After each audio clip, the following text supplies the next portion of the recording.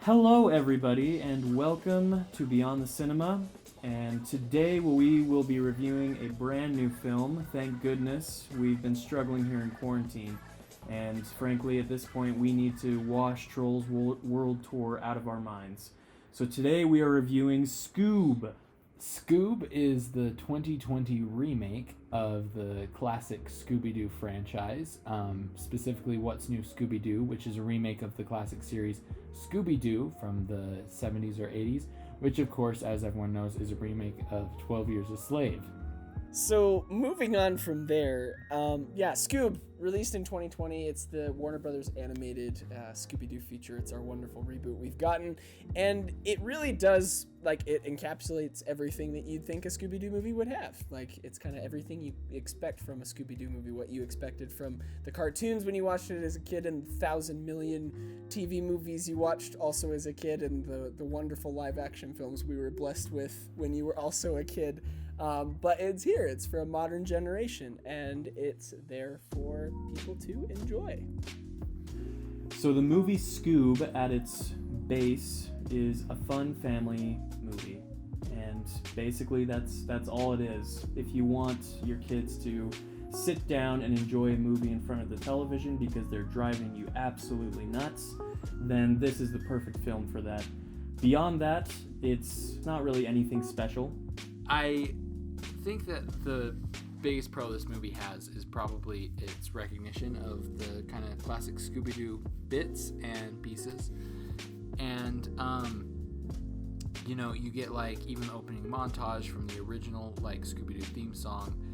And, there's so many shots that they replicate in it, and it's so well done that, I was hit with a huge wave of nostalgia. I think all three of us kind of had a big smile on our face watching it.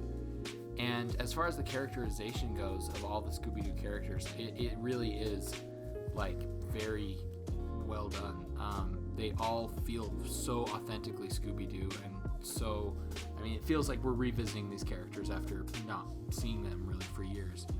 And so the nostalgia works really well when we get to interact with these characters. But I think the biggest issue is that for a Scooby-Doo movie, we actually interact a shockingly little amount with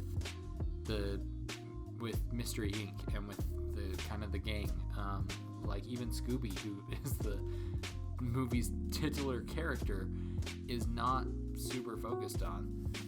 And I brought up earlier that I think Blue Falcon gets about as big and prominent of a story arc as Shaggy and Scooby-Doo.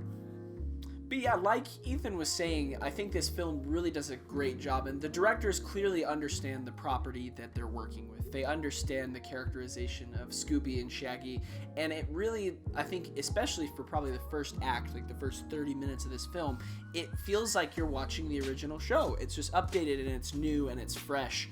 And I think like Ethan was saying, the problem that it has is that it suddenly decides to take the story in a very different direction with the whole Blue Falcon thing and introducing Dick Dastardly from Wacky Races and trying to create this cinematic universe. And again, the filmmakers, they understand how the characters are supposed to be and how they act and what they're meant to be as characters. And so this film, the events that take place in it, this is exactly how Freddy and Shaggy and Scooby and Daphne and Velma would all react to these events, but these events shouldn't be happening in a Scooby-Doo movie. This isn't the story that's really meant for Scooby-Doo, and so even though these characters and the chemistry between them works really well, their chemistry with the story doesn't work on nearly the same level as the characters do.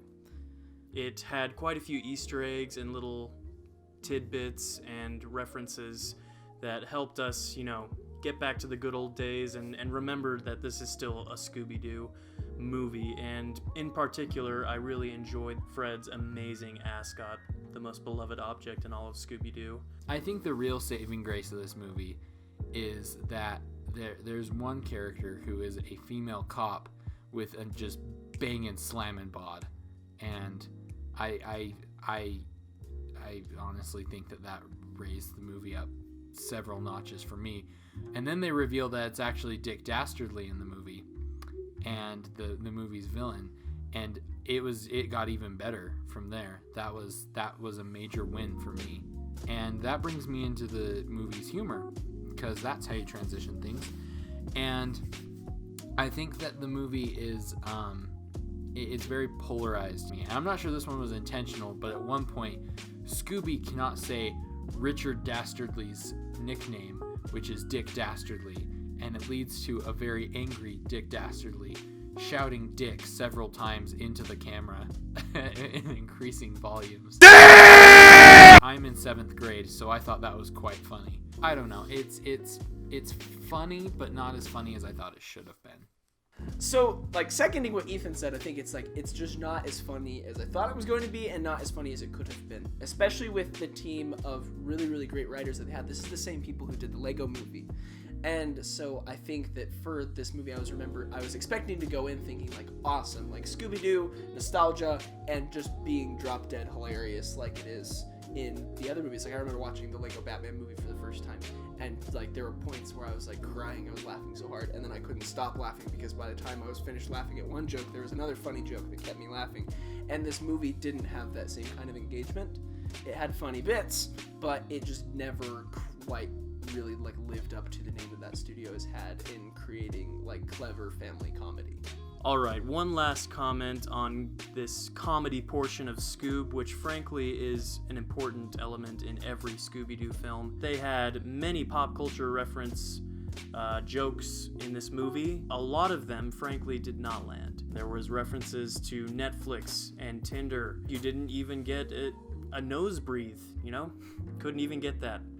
But they did have some clever jokes in there. Ones that I think the more intricate jokes that you had to think about a little bit more, those seemed to land a bit better. But overall, I'm in agreement with Ethan and Tyler here. The jokes were subpar. Yeah, so I think overall, before we go into the ratings, I think we just can kind of agree and summarize that Scoob really does do a great job like capturing the heart of the Scooby-Doo franchise, and really you feel like you're watching the same characters you watched growing up as a kid. But unfortunately, a lot of the jokes that they try to attempt and the more modern storyline attempting to build a cinematic universe does make a lot of the movie fall flat. But yeah, so we're gonna move into our ratings. So we're still going off of the whole we're in quarantine, so it's stream it or skip it. I'm gonna give it a stream it, because of the two options you have to pay $20 to rent it, it's either this or Trolls World Tour. So I definitely say this one's you could pay $20 and watch this and feel satisfied. So I'm gonna give it a stream it. You probably won't hear from Tyler the rest of the video because I just beat him to death off screen for slandering Trolls World Tour. But anyways, I think I'd agree with stream it as well because, it's an enjoyable movie still. Honestly, I really don't have much to add beyond what Ethan and Tyler have already said about this movie. I will simply give my rating as a stream it as well. It's fun, family night. Woo! We'll just close this out and bring it all the way around and just say, as usual, like, comment, subscribe, put on the little notification bell, all that good stuff. Let us know if there's any movie in this quarantine that you want us to review because we're looking for ideas. And as always, thank you for joining us and thank you for going with us beyond the cinema.